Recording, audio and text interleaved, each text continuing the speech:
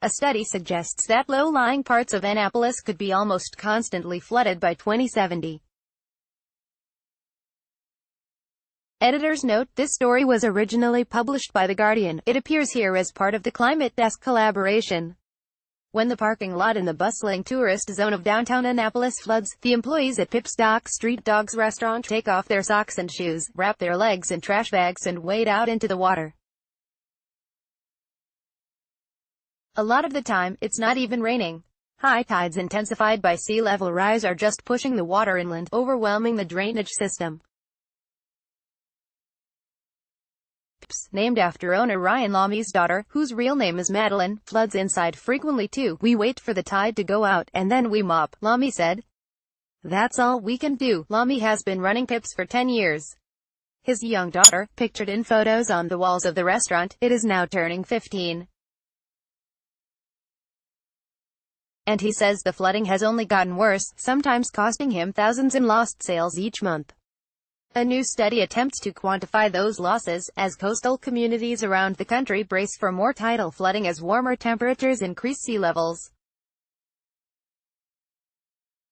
Published in the peer-reviewed journal Science Advances, the study estimates that 8 shops in Annapolis saw about 3,000 fewer visitors and up to $172,000 less in revenue in 2017 when flooding closed the nearby parking lot. We typically think about climate change in terms of extreme events like hurricanes and wildfires, but it actually causes impacts in all sorts of other ways, said co-author Miyuki Hino of Stanford University.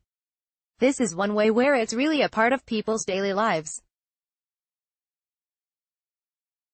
It's chronic. Annapolis is seeing seas rise at about twice the global rate, and Hino said the flooding there foreshadows the problems other coastal communities can expect. What we're seeing on the East Coast now is a preview of what we're going to be seeing on the West Coast in the future as the rate of sea level rise continues to climb, she said. One study showed seas rose up to 5 inches, an inch per year, in places between North Carolina and Florida from 2011 to 2015. Sea level rise threatens 300,000 U.S. coastal homes. Higher elevation properties are becoming worth more in Miami, as people who can afford it move inland, according to research from Harvard.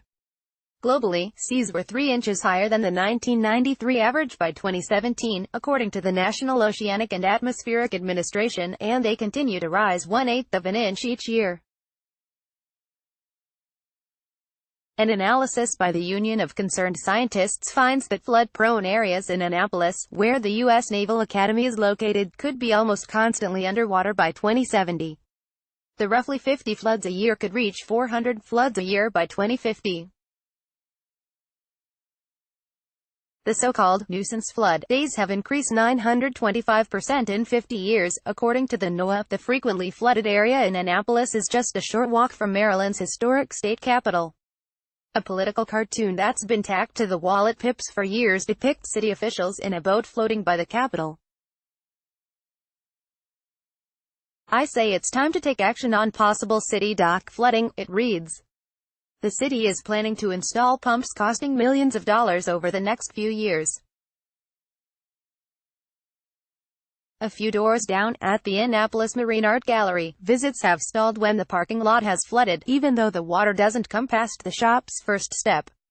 Manager Nancy McPherson said the gallery has taken all of its low-hanging art down and driven it away 4 times for impending storms. I have tourists say all the time, when will they raise the seawall? And I say it doesn't come from there. It comes from a drain in the parking lot. When the tide's high, where is it going to go? It comes out. McPherson knows the flooding will only get worse, but she said the gallery hasn't thought about relocating. We're just hoping the city can do something, she said.